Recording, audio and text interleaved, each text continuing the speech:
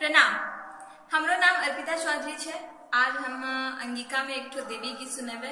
आशा करे छे कि अपने सुनी के देवी गीत पसंद आते और कोनो गलती होते तो हमरा माफ करबे। सबके सुधिया ले छोहे अम्बा, हमरा कना बिसराय छोहे। सबके सुधिया ले छोहे अम्बा, हमरा कना बिसराय छोहे। हमरा कना बिसराय छोहे अम्बा, हमरा कना बिसराय छोहे।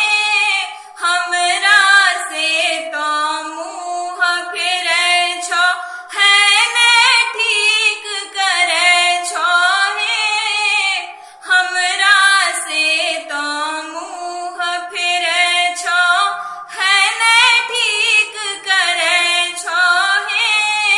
सबके सुधिया ले छोहे अम्बा, हमरा कना बिसरै छोहे। हे जगदम्बा जग अवलंबा, तारन तरनी बनै छोहे। तारन तरनी बनै छोहे। छन छन पल पल ध्यान धरै छियो, दर्शन बिन तरसै छियो हे। छन छन पल पल ध्यान धरै छियो, दर्शन बिन तरसै छियो हे।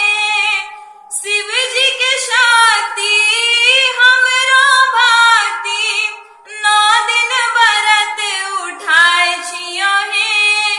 9 दिन व्रत उठाय छियो हे। लानी गंगा जल पिंड निपै छियो, अड़हुल फूल चढ़ाय छियो हे। लानी गंगा जल पिंड निपै छियो, अड़हुल फूल चढ़ाय छियो हे। सबके सुधिया ले छोहे अम्बा, हमरा कना बिसराय छोहे। छियो हम पुत्री यही के जननी, सीता तोहा जाने छोहे। सीता तोहा जाने छोहे। रात दिन हम विनय करे छियो, सेहो न दुख सुनै छोहे। रात दिन हम विनय करे छियो, सेहो न दुख सुनै छोहे। सबके सुधिया ले छोहे अम्बा, हमरा कना बिसरै छोहे।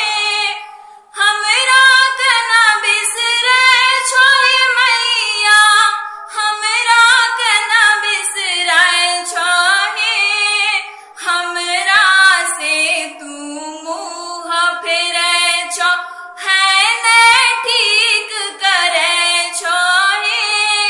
हमरा से तो मुँह फेरै छो, है ने ठीक करै छोहे।